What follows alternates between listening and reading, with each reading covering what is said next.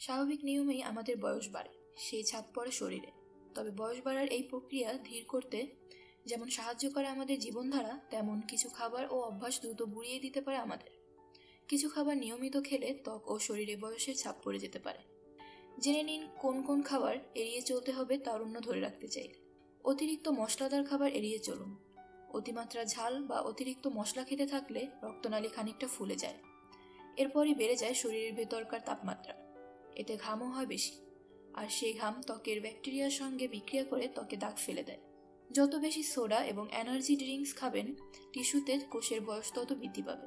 এসব পানীয়তে অন্যান্য পানীয়ের তুলনায় অনেক বেশি ক্যালোরি এবং চিনি থাকে। মুখের ব্যাকটেরিয়ার সাথে মিলিত হয়ে সেই চিনি অ্যাসিড গঠন করে, যা দাঁতের এনামেলকে ক্ষয় করে।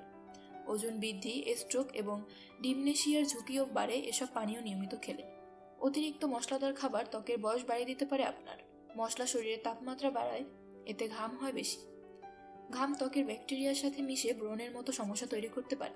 সসেজের মতো প্রক্রিয়াজাত মাংস কেবল বয়সই বাড়ায় না, নানা ধরনের রোগের ঝুঁকিও বাড়িয়ে দেয়। হৃদরোগ, স্ট্রোক এবং ডায়াবেটিস হতে পারে নিয়মিত প্রক্রিয়াজাত মাংস খেলে। ডুবো তেলে ভাজা খাবার দ্রুত ত্বক বুড়িয়ে দিতে পারে। এ ধরনের খাবার নিয়মিত খেলে ফ্রি রেডিক্যাল কোষের অন্যান্য অণুগুলোকে ক্ষতিগ্রস্ত করে এবং ত্বকের বয়সের ছাপ পড়ে যায়। ভাজা খাবার ছাড়াও বেক করা খাবার বেশি খাওয়া ঠিক নয়। কুকিজ এবং কেকের মতো বেকড খাবার ধমনী জমাট করার চর্বি বেশি থাকে।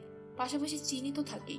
ডায়াবেটিস, উচ্চ রক্তচাপ এবং দাঁতের ক্ষয়ের মতো রোগের ঝুঁকি বাড়ায় বেকড খাবার।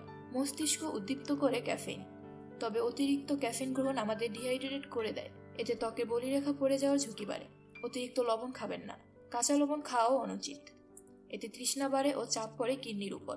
এতে করে আবার শরীরের যেসব অংশ, যেমন মুখের ত্বক, অতিরিক্ত পানি চলে যায়, যার কারণে চেহারার মধ্যে এসে পড়ে ঝুলে পড়া ভাব।